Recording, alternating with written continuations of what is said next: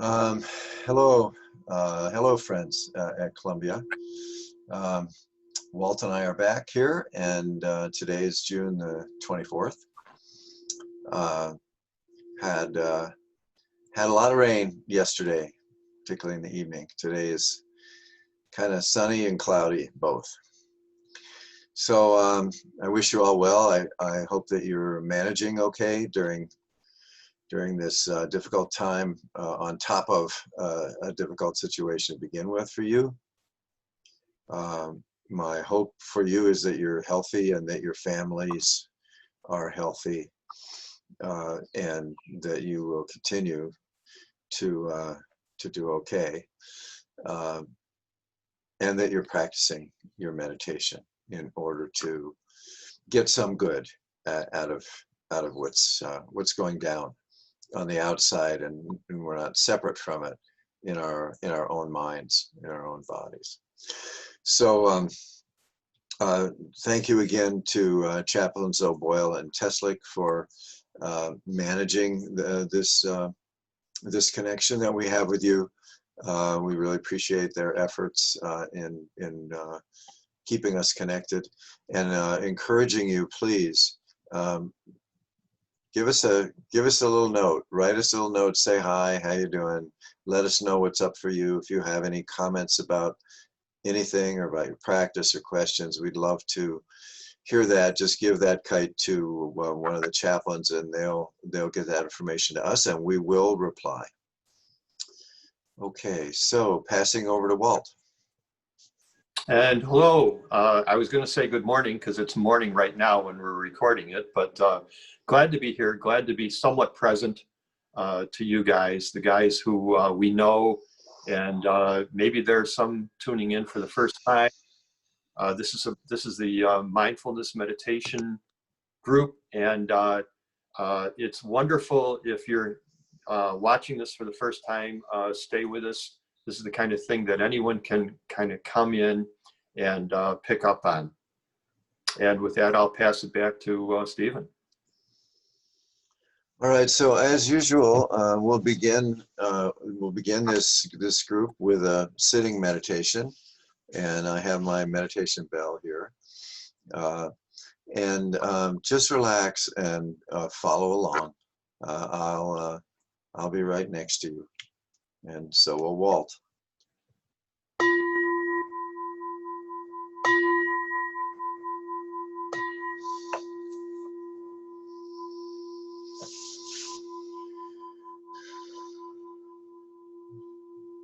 So you can be sitting or lying down or even standing.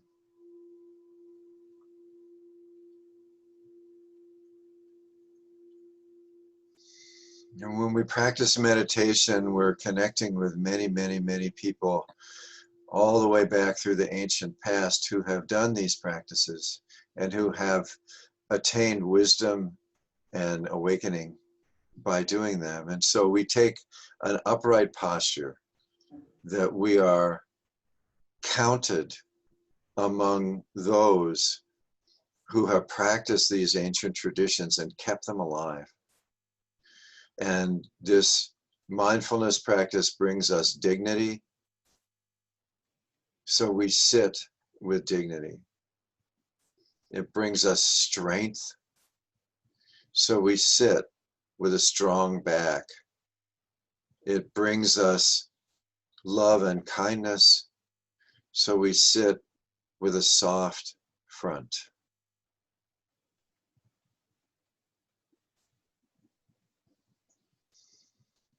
Just that you have come into contact with these meditation practices means that in some way you are ready.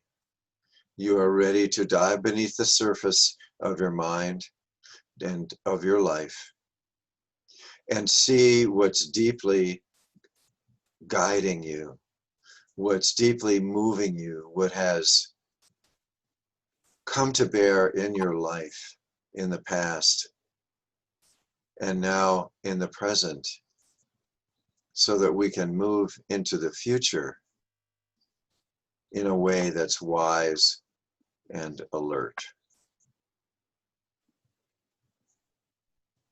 So focusing on the breath,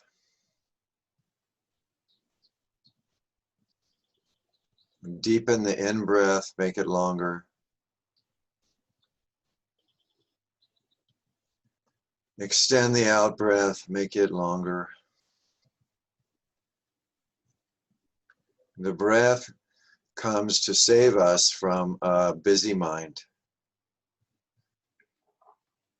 And the breath comes to rescue us from a world of trouble.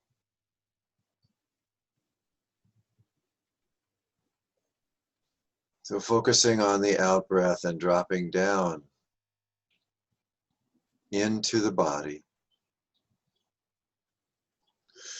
Feeling the body sitting here or laying. Feeling how it's heavy.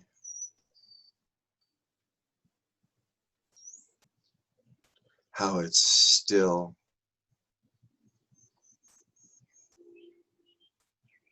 How it's solid.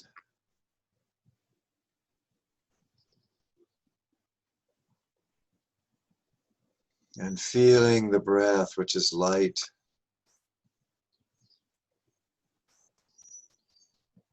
Focusing on the in-breath, which lifts us up, wakes us up.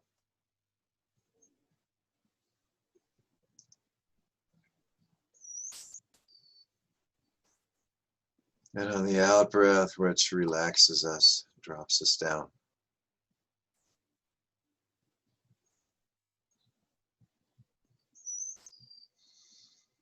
Feeling the sensations in the body. Feeling the sensations of the breath.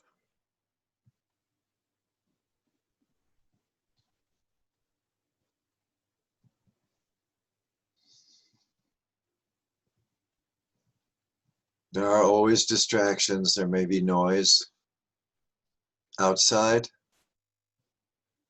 There may be noise inside in your mind. It's okay. There's always distractions. They're just part of this.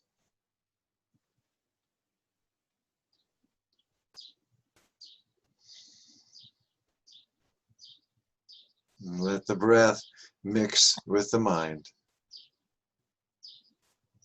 and blow the distractions away.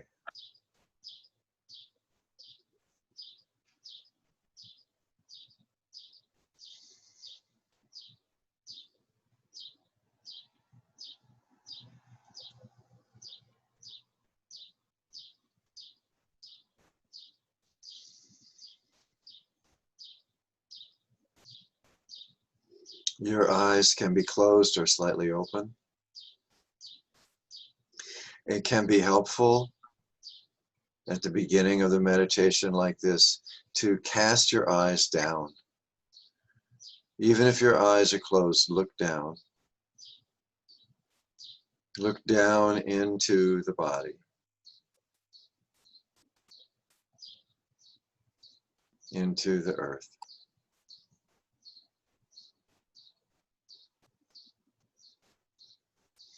The out breath drops the eyes down.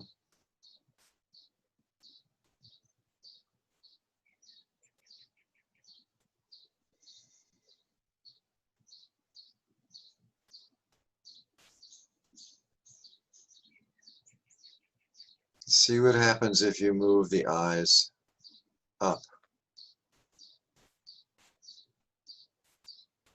Focuses the attention upwards, up and out. So there's a sense of space, spaciousness around you.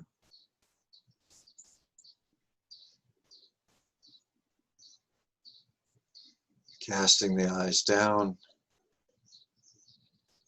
We're in this solid body.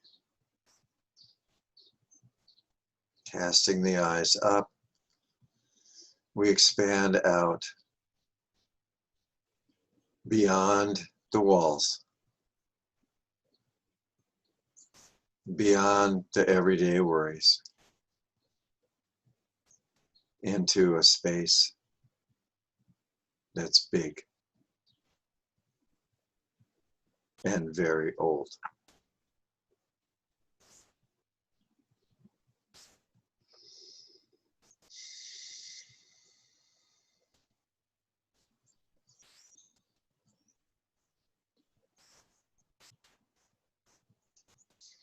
The mind will follow the eyes. Drop the eyes down, you're solid like a mountain.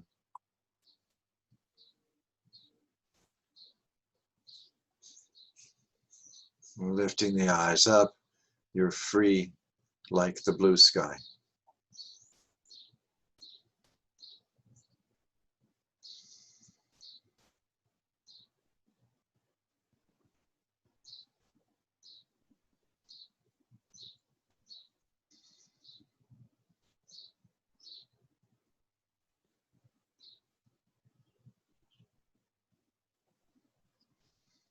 Feel the body, feel the breath.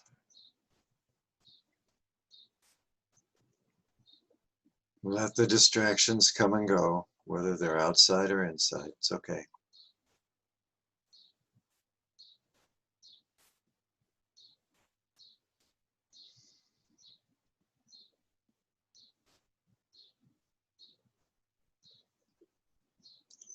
Let's take a few more breaths.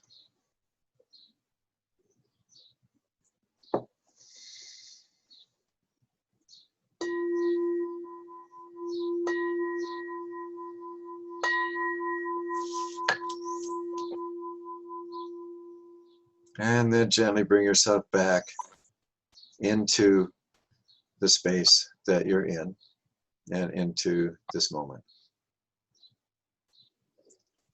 You may want to just notice if there's any difference between your mind and body now and your mind and body a half hour ago. Thank you for your practice. Walt? Thank you, Stephen.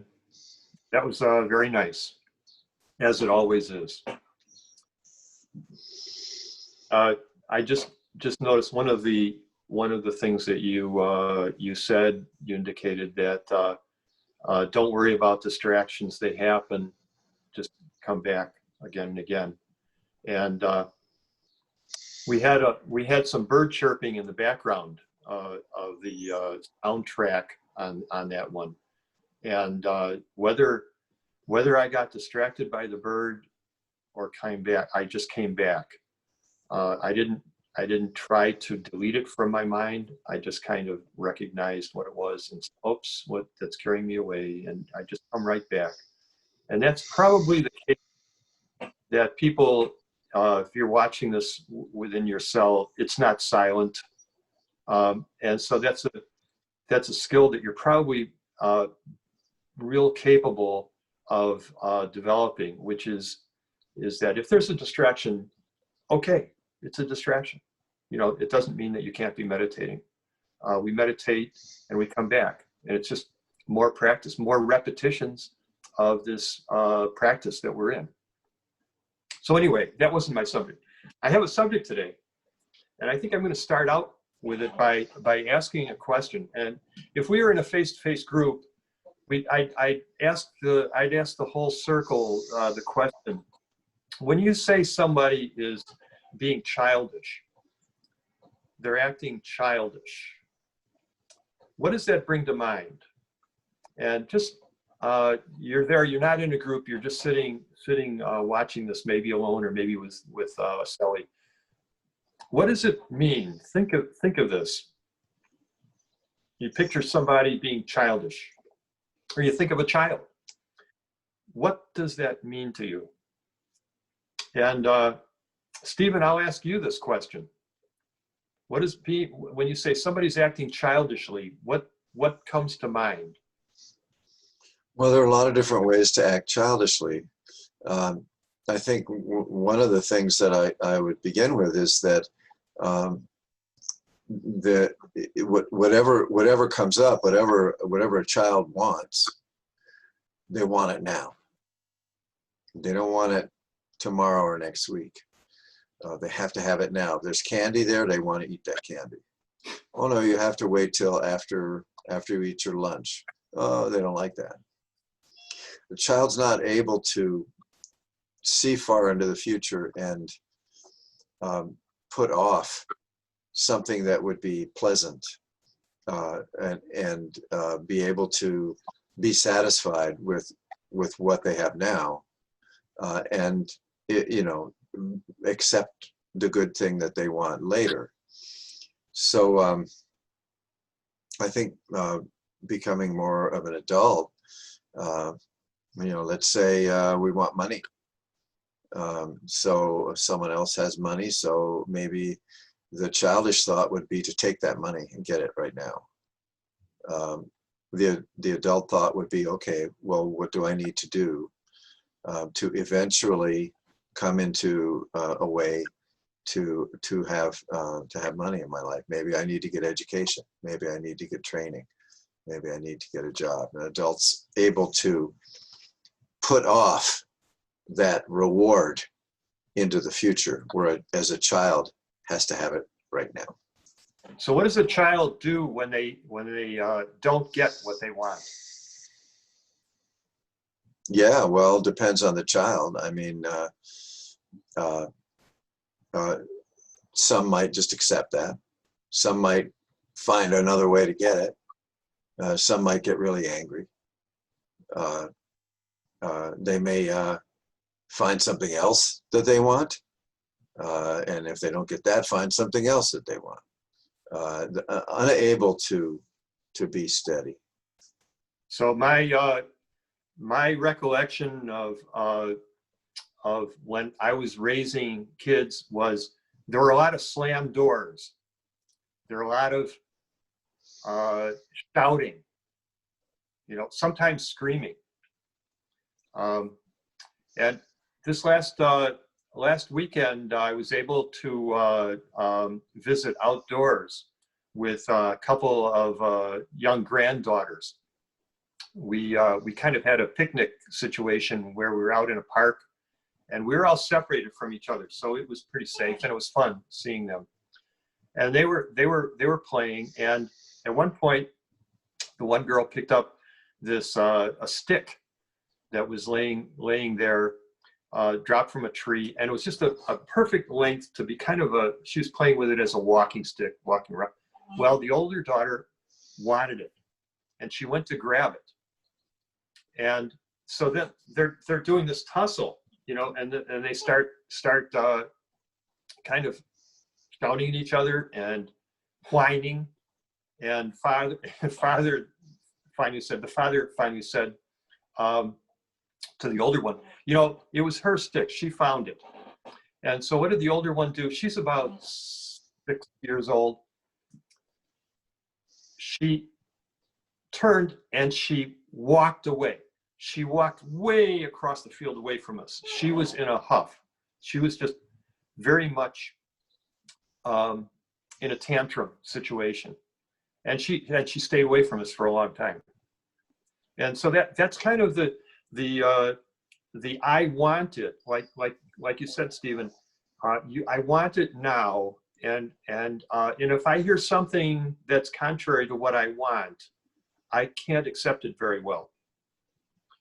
And then, like you say, the adult. So that's the child, and it's not like it's only little kids. It's like we all can be at a time, and we can all imagine and remember when we've been in a child mode. In fact, I'd probably say that every day I can probably, if I think back, I can think of some time when I went into a child mode, a child way of looking at things. And the opposite of the child is the adult. Like you said, Stephen, where you're kind of thinking what's realistic, what's rational, thinking ahead. And the adult, again, doesn't necessarily mean grown up. A grown up can act like a child, some of us more than others, more often than others. And a child sometimes can act like a grown up. Like you said, sometimes depending on the child, you can have a situation where the child can act in a way you say, well, that was very mature of that child. So we're not talking about your age, and we're not talking about something that's locked in with who you are. We're talking about kind of more like the way that you tend to act more often or less often. And of course, the point here is that it's better to be acting out of your adult side of yourself rather than your child side of yourself, because the child tends not to get what they want, by acting like a child. So a child wants it now. It's all about what I want. The adult is much more about what is possible, what's practical. How can I get it? Taking the long-term view. So, that's setting things up where you might actually be successful. The one who shouts the loudest sometimes gets what they want, but often it's the one that figures out how can I get it that gets what they want. And of course, sometimes it might be, I can't get what I want. And that's another part of the adult frame of mind. It's also a part of, I don't like it. I might be in pain, but I can't do anything about it. So what am I going to do? Am I going to pout? Am I going to scream? Can I run away? Or no, can I make the best of what I got? And that's part of being an adult. And it's where we can have more peace of mind. The child, when they're running away in a pout, or they're shouting and screaming at each other, or they slam the door on you, they don't have a lot of peace of mind. They're not being in a situation where they're making the best of things. They're actually, whatever the problem is that's out there that they're reacting to, they're making it worse. They're heaping on more mental pain for themselves by acting in that way. If an adult, seeing that there's something out there, rationally trying to figure out what it is, they can kind of have a peace of mind while still knowing that they're not happy. So being unhappy is not the same thing as being kind of mentally kind of okay with yourself. I'm doing the best I can. I don't like the outcome. I don't like what's happening, but it's out there. And within my skull, I'm being the best I can. That's where peace of mind comes in.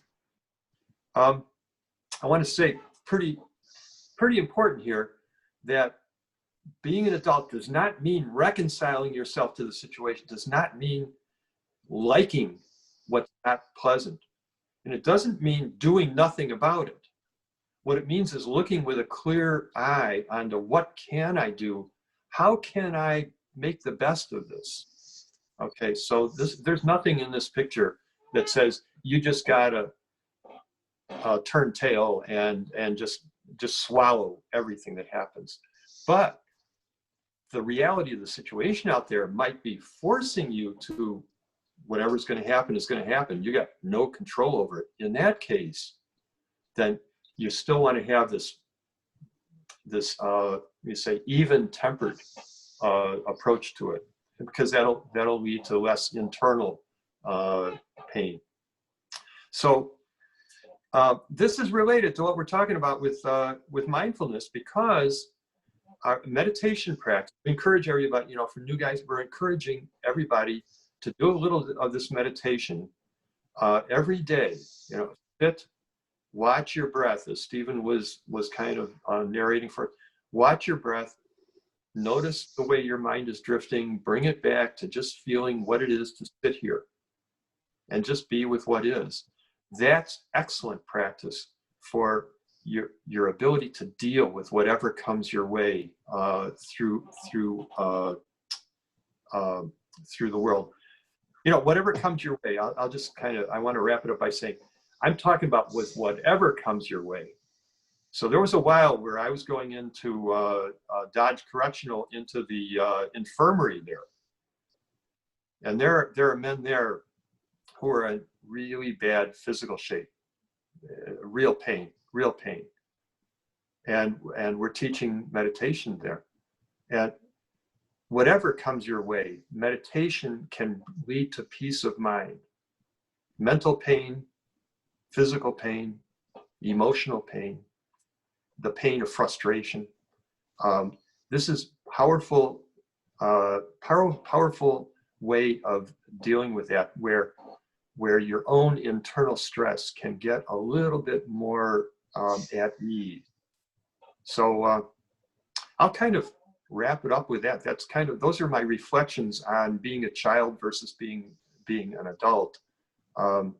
Stephen, you want to, does that? Yeah, Okay. yeah, sure, yeah. So, you know, I mean, we're both, you know, we have, being an adult is a role we play, being a child's a role we play. We learned how to be a child when we were children. Hopefully we learn how to be adults as we get older. So we're both. And one way that this comes up really quickly is when you're going to practice meditation. It's the adult in us that wants to meditate. It's the child in us who doesn't. The child doesn't want to sit still. The child doesn't want to calm its mind. The child wants to jump up and run off and have fun, or get something, or make a scene of some kind. And so as the adult takes the seat, a dignified seat, and begins to focus the mind on the breath, one of the first things that happens sometimes is the child pops up and says, this is dumb, I'm bored, enough of this, I want to move my hand, I want to scratch my face, let's make this real short. You know what I'm talking about. And so dealing with this child and not becoming the child is part of what meditation is. So the child is going to play all kinds of tricks on us, and it will try to get us off track, because desperate children are happy running around. They're much happier with chaos than adults are. And so coming into a meditation practice, the adult comes into the room. The adult decides to meditate, sits down or lays down, focuses the mind, and takes charge. And knowing that the child is going to start jumping around. Probably, not always. But there will be, from inside of us, there will be resistance. And we can either give into that and say, this meditation, it's not for me, my mind's too busy, I'm too restless, it doesn't work, that's giving up. That's letting the child run the show. That's letting the child drive the car. The thing is to just notice that these are just thoughts. These are just emotions. They're just passing clouds that appear in the sky of our mind, and they will disappear. The adult is patient, and the adult is kind. It doesn't yell at the child or hit the child, because that's itself. The adult is the one who's in the room when we're meditating. Yeah. I would say too, about things we want. You know, a child may want, a piece of candy or a stick. There are things I want. I want to live in a world without racism.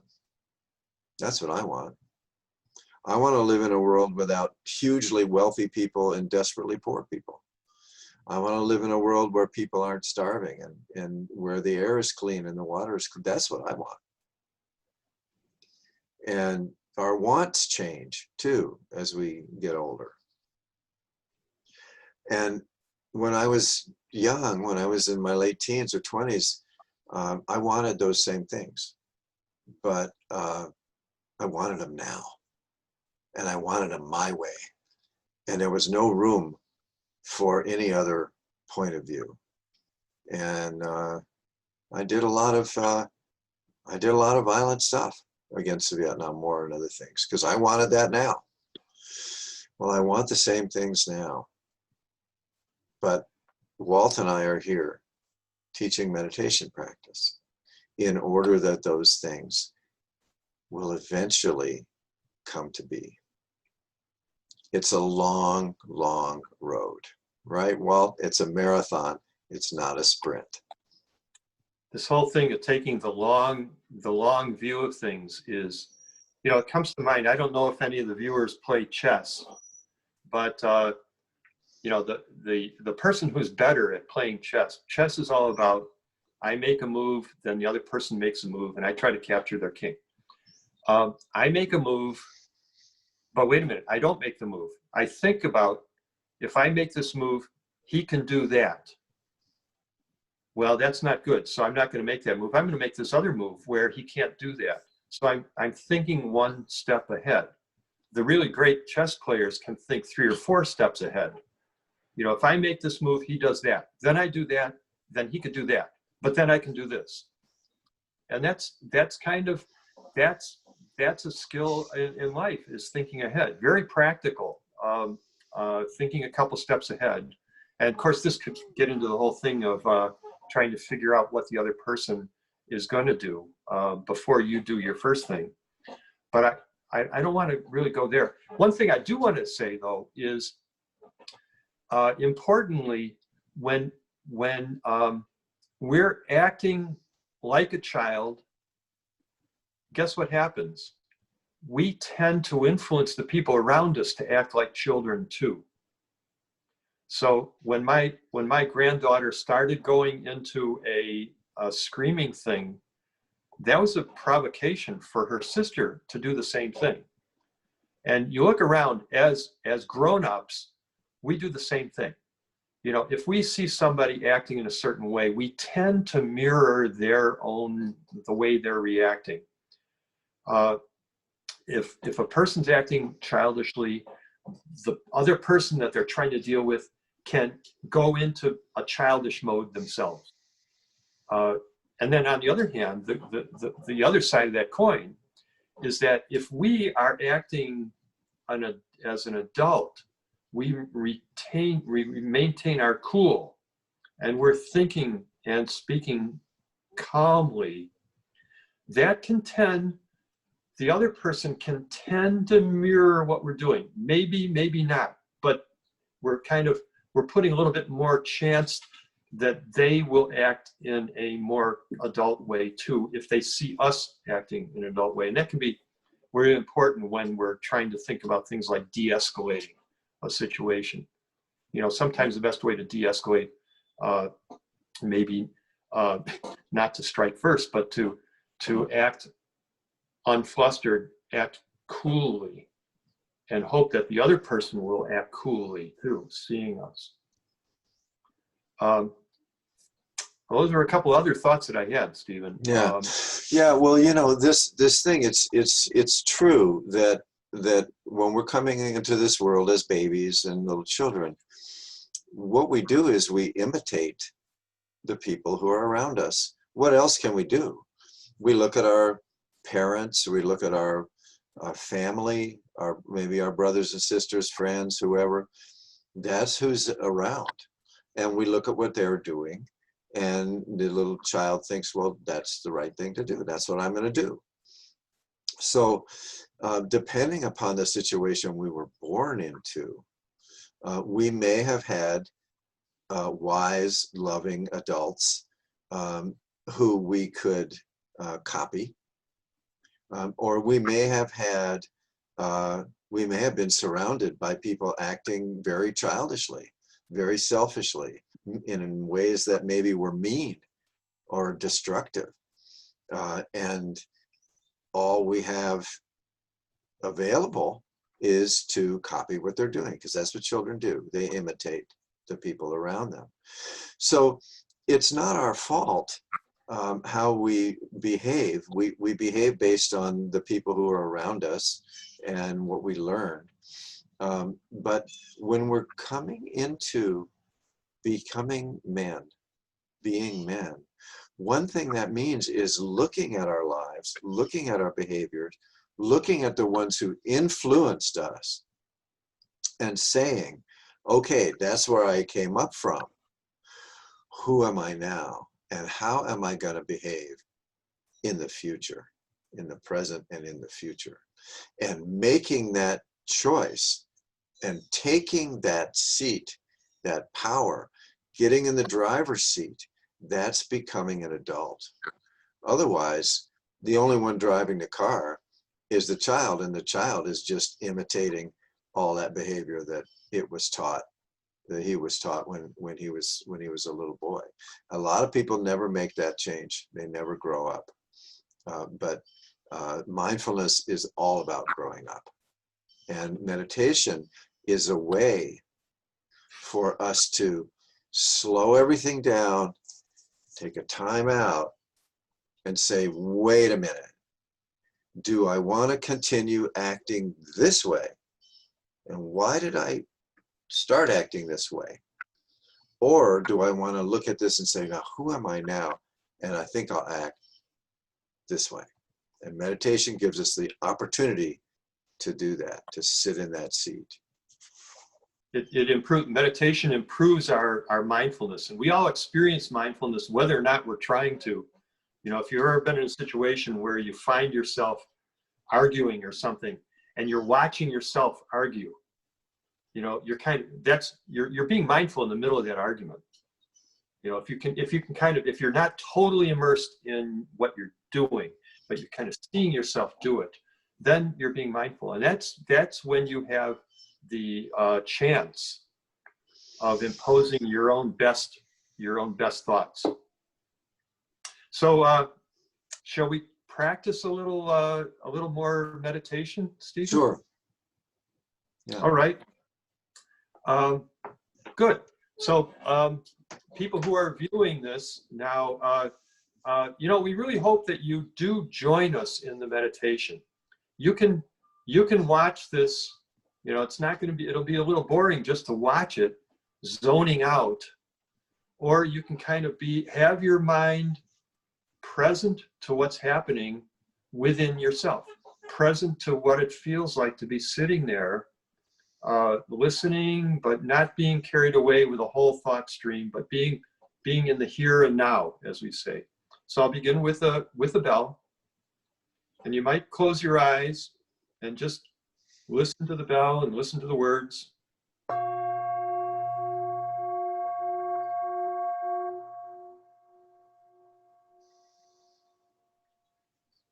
The sounds are happening right now, and that's what we want to be. We want to be present to what we're hearing and present to what we're feeling.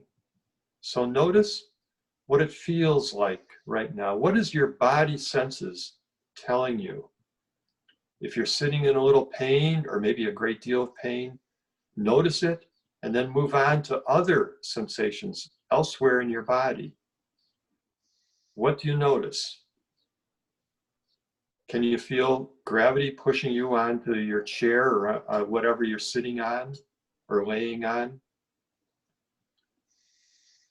Try to notice those neutral feelings that might be not so noticeable, like your fingers might be touching something.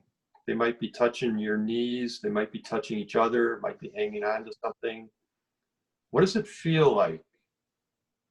Take your attention over to your right hand. Not the thought of it, but the feeling that your fingers are sending up to your brain.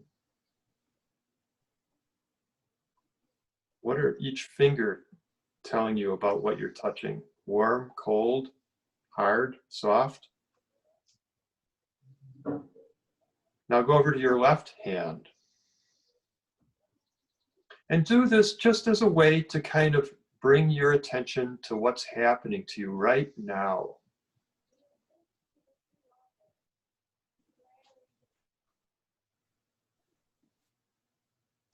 And notice that you might be sitting still, but you're always moving because you're always breathing. Notice what it feels like to be breathing. lungs inflating and then exhaling. There's movement there. Can you feel the movement? Not just know it, but feel it. Is the cool air coming in your nose a little different than the warm, humid air going out again? Notice what that cool air feels like.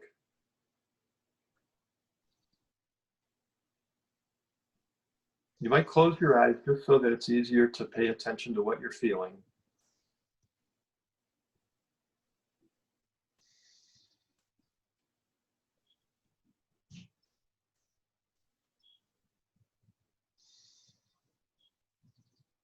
Let yourself relax. No need to have tension where you're not. If you're in a safe place right now, you don't need to have your jaw clenched. Let your jaw hang. Let your shoulders release.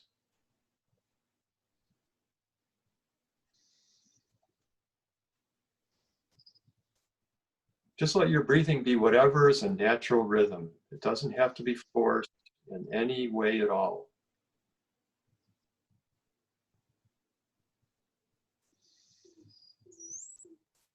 And if you can breathe free and easy, enjoy that, because some people can't. If you're congested, you can't breathe very well,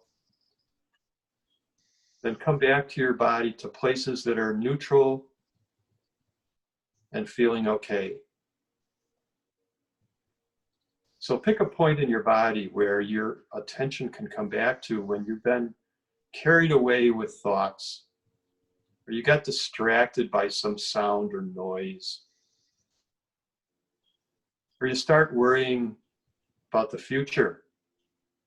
Come back to the present. Come back to one spot in your body. It might be where the cool air is coming in your nose. It might be in the middle of your belly. Just one spot that kind of, this is who you are right now. You are simply sitting here, okay. Allow yourself to relax, but keep your mind alert. Keep your mind on what's happening in your, whatever I call it, your home base, your point where you're going to bring your attention back when it wanders.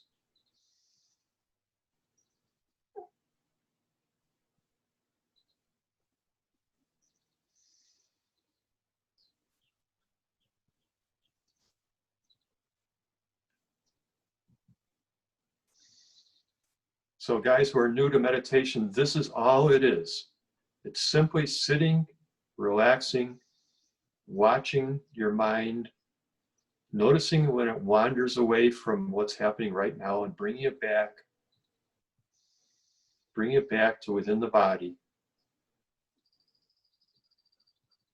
And just being with what is right now, because what is right now is usually okay right now.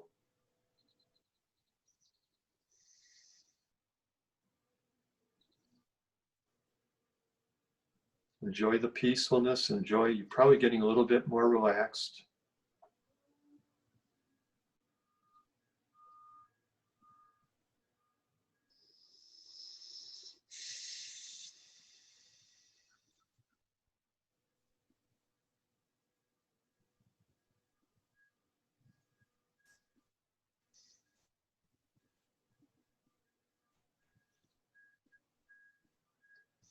And you might feel yourself getting a little impatient, and that's natural, normal. If your mind wanders, that's natural and normal. If it goes too far away, you notice your mind was gone for a long time, just bring it back, because where peace is, where healing is, where rejuvenation is right inside yourself.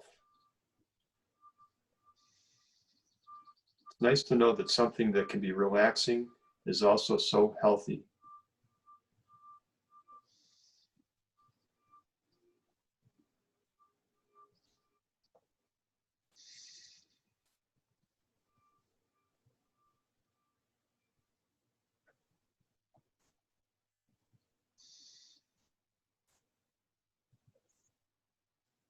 Now we're going to bring this to an end in a few seconds. So these last few breaths, just follow your breathing through the whole cycle of inhale and exhale. And stay where you are. Stay right here for another few seconds.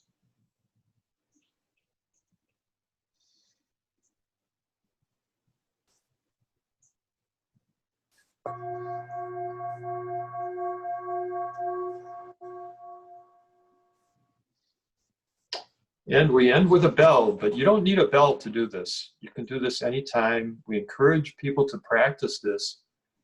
This was a pretty short meditation, and you can do it longer. You don't need somebody talking at you to do it. So do it as long as it feels good. Don't make it into a chore. Don't make it into some job to do, but do it when you want to have some peace. And remember that peace is good. Stephen? Yeah, thank you. And please also know that when you're meditating and when you're stopping and changing, you're doing that for yourself because you feel better. And you're doing it for other people. You're meditating, you're practicing, you're being mindful for the people on the outside, the people you love, your family, your friends, the people on the inside. You're doing it for all of us. So thank you so much for your practice. See you next time. Take care.